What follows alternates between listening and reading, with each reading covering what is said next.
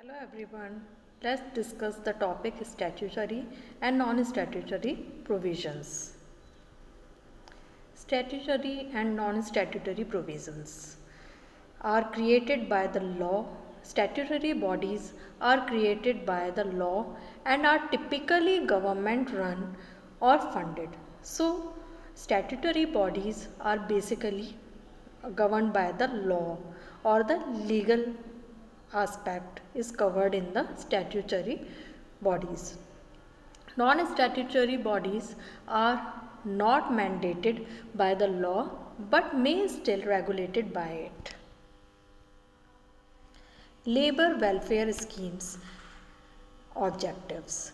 Labor welfare has following objectives: to provide better life and health to the workers. So the labor welfare schemes are very important for the industry to work, because it provide a proper, healthy, safe working environment for all the labor.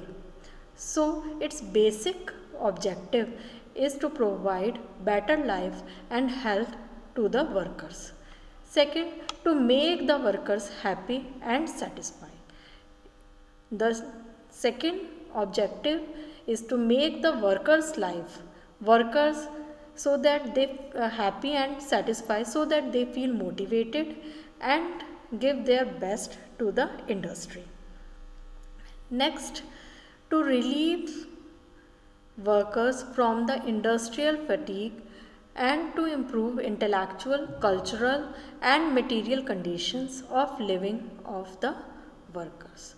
Provide the healthy, comfortable environment so that they can work in it, they can grow in it, and their living conditions will improve. The basic features of labor welfare measures are as follows. First, labor welfare includes various facilities, services, and amenities provided to the workers for improving their health, efficiency, economic betterment, and the social status. So these labor welfare schemes are really very important for the health of the employee, for increasing the efficiency, for economic betterment, and for increasing their social status.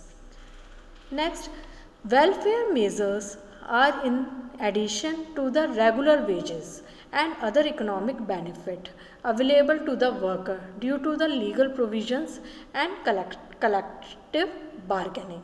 So these are the extra benefits which we provide to the employees, or we can say the labor. Labor welfare schemes are flexible and ever changing. As per the environment change, as per the requirements change, the labor welfare schemes are always changing. It is inflexible in nature so that it can be molded as per the requirement. New welfare measures are added to the existing ones from time to time.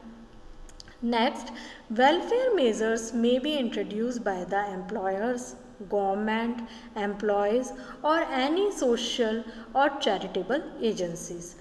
Anyone can introduce the welfare schemes. It may be by the employer, it may be by the government who fix the rules for the organization. And the organization need to follow those schemes. Employees and charitable agencies, these all are responsible for creating labor welfare schemes. The purpose of labor welfare is to bring about the development of the whole personality of the workers to make a better workforce. So the major purpose of labor welfare is to bring the development of whom? To the workers. Their personalities, their standard of living can be improved through the labor welfare schemes. Provisions of welfare amenities. How we can provide the welfare amenities to the individuals. Educational facilities. Economic and social progress is dependent on the quality of work, transport facilities. The growth and the expansion of industries has also increased the distance for the worker from his or her place of residence to his or her place of workforce. Recreational facilities. Recreation is in the form of music, art, theatre, sports, games can play an important role in the mental and the physical development of our employees. The importance of recreation is creating the healthy climate for the industry. Fourth, other facilities. Many other types of facilities are provided to the employees and they vary from the organization to organization. For example, health benefits, safety benefits. These next is the discipline. Discipline is an approach used by the management to modify undesirable performance and behavior through the use of corrective action process. At onset of any employee performance or the conduct issues, supervisors are strongly encouraged to contact employee relation staff for assistance. So, if some mishappening or some unacceptable behavior of the employee is done in the organization, then the disciplinary issues arises and the action is taken against it. Main features of discipline. Discipline does not merely mean to strict or technical observance of rigid, inflexible rules and regulation. Discipline simply working cooperatively and behaving in an orderly and normal way as the responsible the person could expect an employee to do. Discipline require punishment. Discipline is the training that correct, molds, strengthens and perfects. Discipline means orderliness, the opposite of confusion or chaos. Discipline is the control gained by enforcing the obedience. Now the next topic is the grievance management. Grievance is basically the complaints the individual have.